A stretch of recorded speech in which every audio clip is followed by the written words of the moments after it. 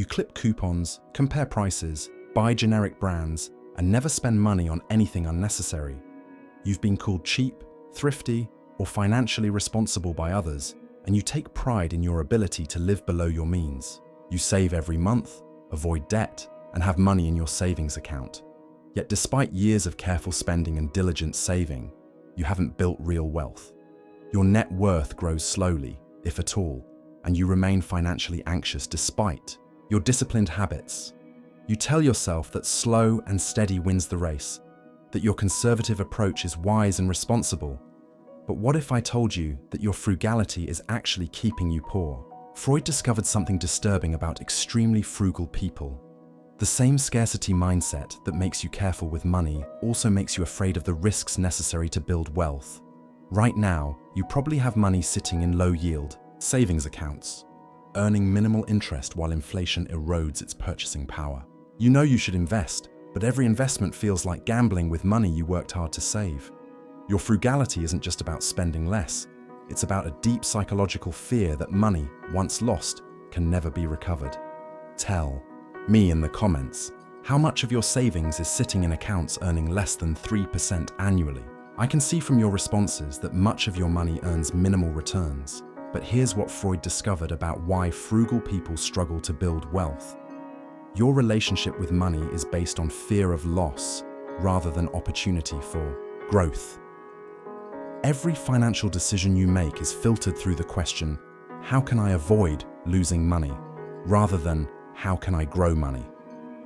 This loss aversion psychology makes you excellent at preserving what you have, but terrible at multiplying it. You see investment as risk rather than opportunity, spending as loss rather than exchange, and money as something to be hoarded rather than deployed. This scarcity mindset developed from early experiences with financial insecurity, unpredictability, or trauma that taught you money is scarce and must be protected at all costs. But wealth building requires abundance thinking, the willingness to put money at risk for higher returns, to spend money on assets that appreciate, and to exchange present security for future prosperity.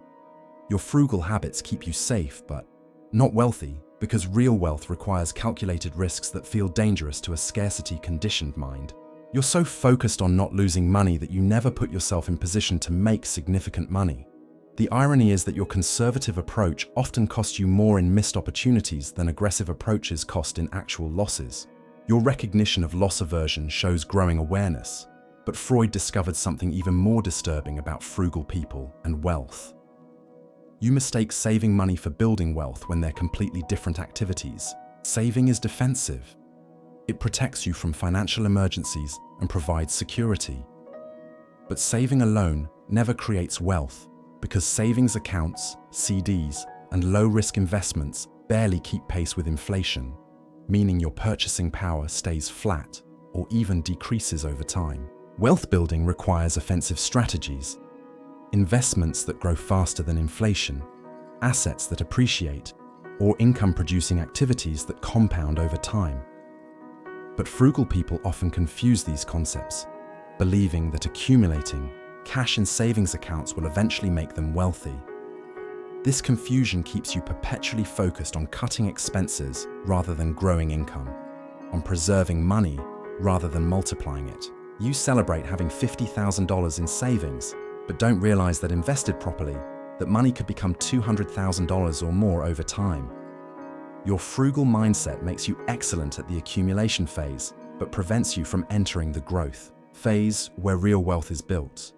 You're playing financial defense when wealth requires financial offense, and defense alone never wins the game. I can see from your comments that you're recognizing the difference between saving and wealth building. But here's what Freud discovered about the specific psychology that keeps frugal people poor. You're unconsciously loyal to your family's or community's financial identity, and building wealth feels like betrayal of your roots. If you grew up in a family or community where money was scarce, where wealthy people were viewed suspiciously, or where frugality was a moral virtue, then building wealth requires psychological separation from those values. Your frugal habits aren't just financial choices. They're identity markers that connect you to your family, community, or personal history. Building wealth might feel like becoming someone you were taught not to be, joining a class of people you were taught not to trust, or abandoning values that were central to your upbringing. This creates unconscious resistance to wealth building strategies because success would require becoming psychologically different from the people who shaped you. You might also fear that having money will change your relationships, make you a target for requests or resentment, or force you to confront uncomfortable questions about inequality. So you maintain frugal habits that keep you financially comfortable but not wealthy, allowing you to preserve your identity and relationships while avoiding the psychological challenges that wealth can create. Your insights about identity and wealth reveal deep psychological patterns. But Freud discovered that frugal people often have trauma-based relationships with money that make wealth building feel emotionally impossible.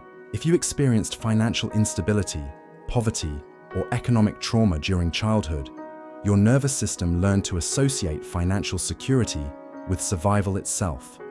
Money became something to be protected at all costs because losing it meant genuine danger. This creates hypervigilance around money that makes investment feel like Russian roulette with your survival. Every dollar you consider investing triggers anxiety because your brain interprets potential loss as existential threat. This trauma response served you well during actual scarcity, but it becomes counterproductive when you have enough money to take calculated risks for higher returns. Your frugal habits are actually trauma responses disguised as financial wisdom. You're still psychologically preparing for emergencies that may never come while missing opportunities that are actually available. Breaking through to wealth building requires healing your relationship with money so that potential investment losses feel like disappointments rather than disasters. Until you can emotionally separate current reality from past trauma, you'll continue making financial decisions based on survival psychology rather than growth psychology, which keeps you safe but not wealthy. I can see from your responses that money trauma influences your financial decisions, but here's what Freud discovered about another way frugality prevents wealth. You focus obsessively on small expenses while ignoring big opportunities. Frugal. People often spend enormous mental energy tracking minor expenses, clipping coupons to save $5, driving across town for cheaper gas, buying generic brands to save a few dollars. This micromanagement of small expenses creates an illusion of financial control and progress, but it also consumes mental bandwidth that could be used for wealth-building activities. While you're focused on saving $20 on groceries, you're not learning about investments that could generate $200 in passive income. While you're researching the best deal on a $500 purchase, you're not pursuing skills or opportunities that could increase your income by $5,000. This happens because small expenses feel manageable and controllable, while big opportunities feel risky and uncertain. Your brain prefers the psychological comfort of optimizing small, sure things rather than pursuing large, uncertain things. But wealth building requires the opposite focus, spending less energy on micro-optimization and more energy on macro opportunities. The $100 you save through careful shopping makes no meaningful difference to your wealth, but the $10,000 investment opportunity you missed because you were focused on saving that $100 could have been life-changing. Your recognition of misplaced focus shows growing awareness. But Freud discovered that frugal people often sabotage wealth building through perfectionism that prevents action. You want to make the perfect investment decision, so you research endlessly without ever actually investing. You want to find the best opportunity, so you compare options indefinitely without choosing any. You want to minimize all risk, so you wait for guaranteed returns that don't exist. This perfectionism feels like thoroughness and responsibility, but it's actually procrastination driven by fear of making mistakes. The irony is that your careful research often leads to paralysis rather than better decisions, because there's always more to learn, more to compare, and more to consider. While you're researching the perfect investment, inflation is eating away at your savings, and compound interest is working against you rather than for you.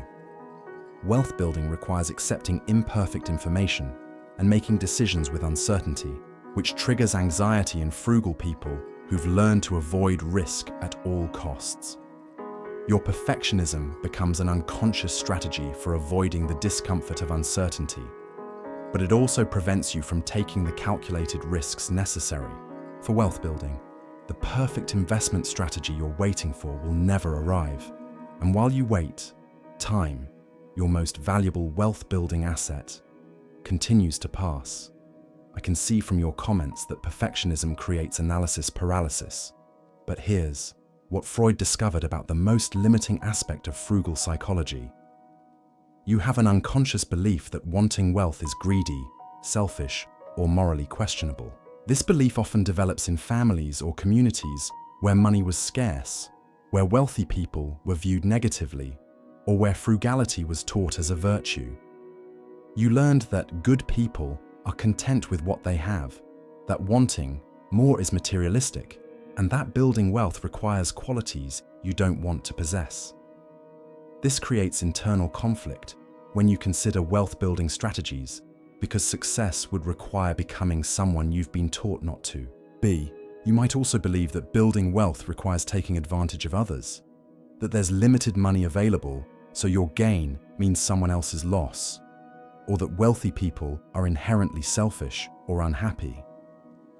These unconscious beliefs create resistance to wealth-building activities even when you consciously want financial security.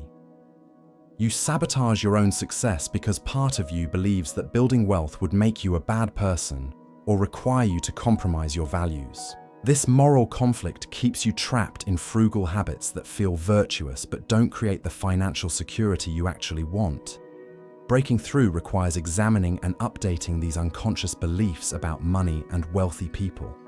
Your insights about moral conflicts with wealth show deep self-awareness. But Freud discovered the ultimate irony about frugal people and money. Your careful money management skills could make you wealthy if applied to wealth building instead of expense reduction. You already have the discipline, patience, and attention to detail that wealth building requires. You're just applying these skills to the wrong activities. Your ability to track expenses could be used to track investment performance. Your discipline in avoiding unnecessary purchases could be applied to consistent investing. Your patience with slow progress could be channeled into long-term investment strategies.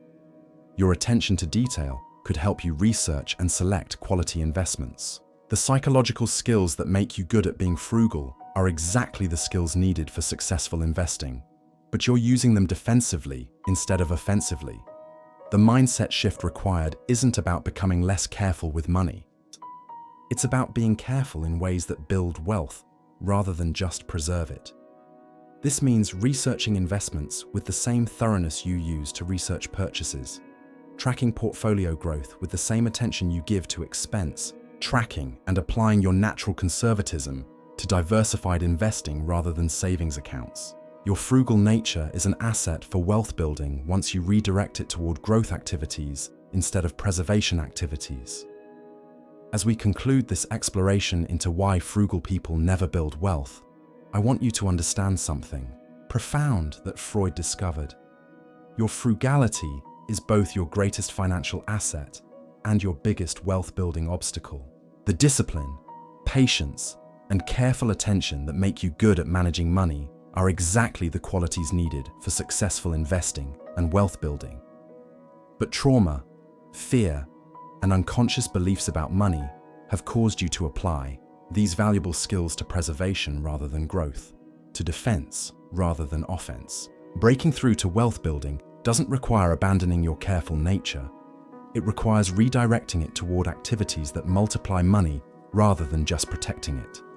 This means learning to see calculated investment risks as safer than the guaranteed erosion of purchasing power in savings accounts. It means understanding that the biggest financial risk isn't losing money on investments. It's failing to build wealth while inflation reduces your financial security over time. Your frugal instincts can guide you toward conservative, diversified investment strategies that align with your risk tolerance while still creating real wealth. The goal isn't to become reckless with money. It's to become as thoughtful about growing money as you've been about saving it. True financial security comes not from accumulating cash, but from building assets that generate income and appreciate over time. Your careful nature is perfect for this. You just need to aim it in the right direction. Tentar novamente. Claude pode cometer erros. Confira sempre as respostas.